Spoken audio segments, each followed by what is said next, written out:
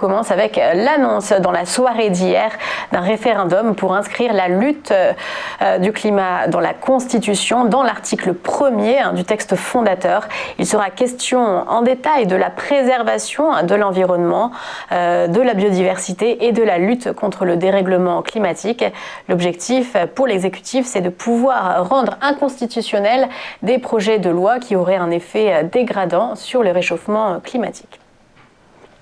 C'est aujourd'hui qu'on va connaître la stratégie européenne sur la régulation des GAFA. Thierry Breton et Margrethe Vestager doivent présenter le Digital Act, la première loi européenne en la matière.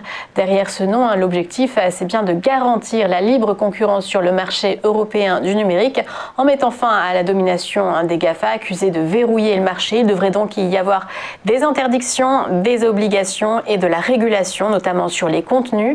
En coulisses, les GAFA ont déjà entamé une campagne intense de lobbying, mais les États de l'Union européenne, comme les députés du Parlement européen, sont partisans d'une ligne dure et devraient soutenir les membres de la Commission.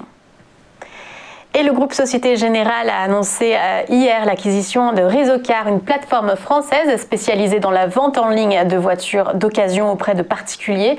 Sans donner les détails financiers de l'affaire, la Société Générale avait auparavant acquis une participation minoritaire dans Rizocar.